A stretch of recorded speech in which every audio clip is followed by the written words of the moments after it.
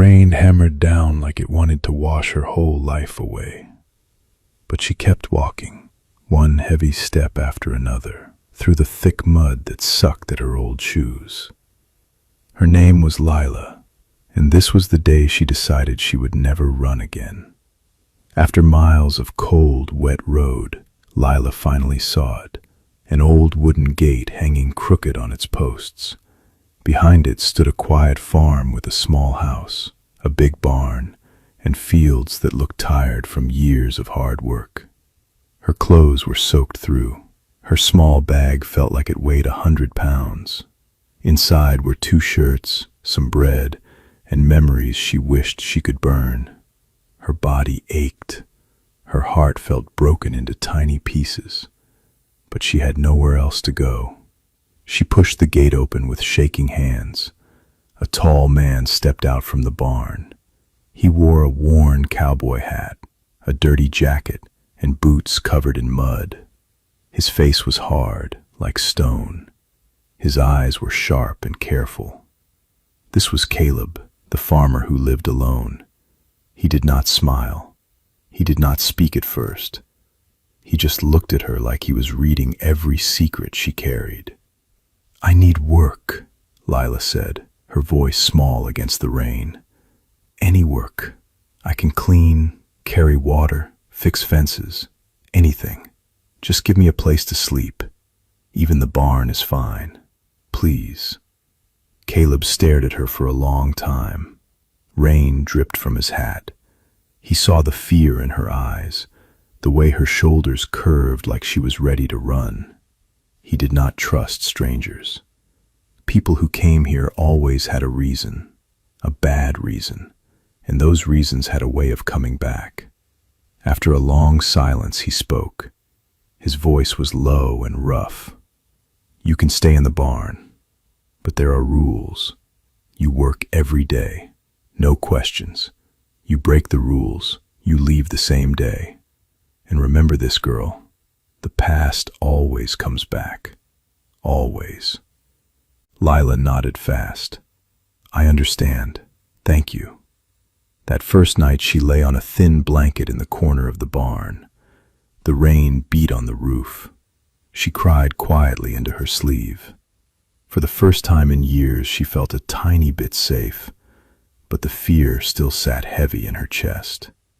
The next days were hard, but simple.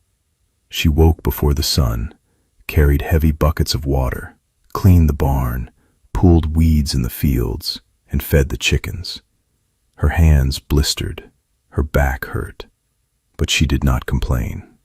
Caleb watched her from a distance. He never said much, but his eyes followed her every move. He was trying to understand her, like a puzzle he could not solve. One afternoon, while she was washing tools, her sleeve slipped up. Caleb saw them. Old scars on her wrists and arms, thin lines that told a painful story. He stopped working. For a moment, his hard face softened just a little. "You hiding something?" he asked quietly. Lila pulled her sleeve down fast. Her heart raced. She remembered the dark rooms, the locked doors, the men who said they owned her. Tears burned her eyes, but she blinked them away. "Everyone has something they want to forget," she whispered. Caleb looked toward the thick forest behind the farm. "Yeah, they do. But the past don't stay gone. It comes knocking. Stay out of that forest. It's got its own secrets." Lila nodded. She felt the farm was hiding something too, but she did not ask. She was too tired to dig into anyone else's pain. She had enough of her own. Days turned into weeks. Slowly, something changed. Lila started to stand a little taller. She smiled when the chickens followed her. She felt the warm sun on her face after the rain stopped. Caleb began to leave small things for her. An extra blanket, a piece of fresh bread, a pair of gloves so her hands would not bleed. He still spoke little, but his silence felt kinder now. One evening, He even showed her how to fix a broken fence. Their hands touched for a second. Lila felt a strange warmth in her chest. Not fear, but something soft and new. Then one gray morning, the past came knocking, just like Caleb had warned. A black car rolled up the muddy road and stopped at the gate. Two men got out. Lila knew their faces. Her stomach twisted into knots. These were the men from her old life, the ones who had promised her food and safety in exchange for work. But it was never work. It was control. It was pain. It was a contract that turned her into something she hated. The taller man smiled like a wolf. "There you are, Lila. Time to come home. You still owe us. The debt ain't paid." Lila's legs shook. She wanted to run into the barn and hide. Tears filled her eyes. The fear was so big it felt like it would crush her. But then she looked at the barn, at the fields she had worked so hard on, at the small corner that had become her first real home in years. Something inside her changed. She stepped forward. Her voice trembled but grew stronger with every word. "I paid everything.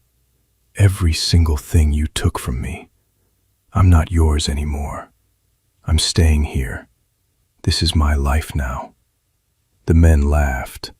One of them reached for her arm. Suddenly Caleb was there. He stood beside Lila like a wall. His face was harder than ever. His voice was low, but it cut like a knife. "This is my land. The girl stays if she wants. You touch her, you answer to me. Now get off my property." The men looked at Caleb's strong hands, at the old rifle leaning against the barn wall, at the way he stood like he had faced worse things before. They saw something in his eyes, a quiet storm. They stepped back. "You'll regret this," the taller man growled. "She belongs to us." Caleb did not move. "She belongs to herself. Leave."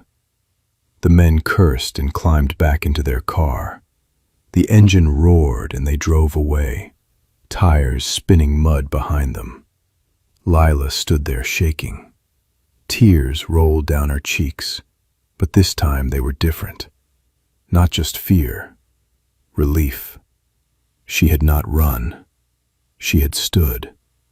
For the first time she felt the heavy chain around her heart break a little. Caleb turned to her. His voice was soft now, almost gentle. "You did good, Lila. Real good." She looked up at him. "Why did you help me? You didn't have to." He looked toward the forest for a moment, then back at her.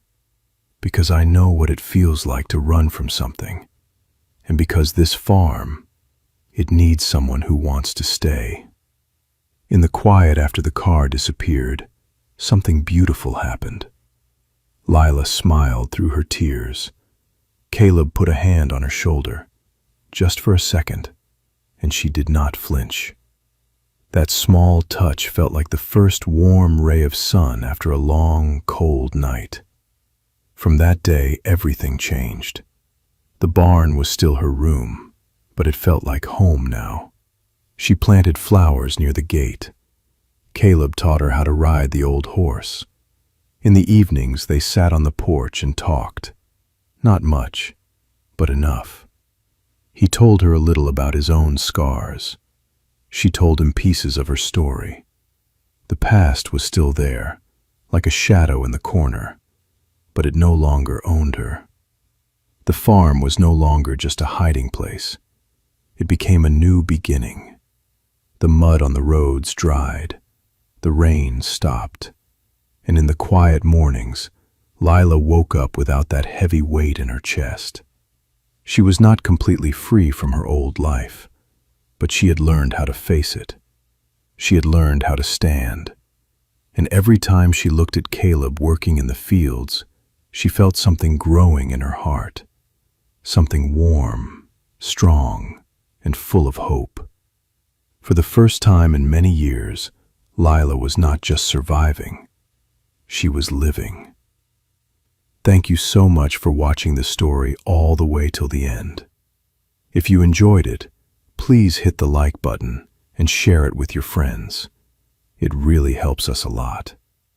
If you want to watch more exciting stories like this, don't forget to join and follow our page right now.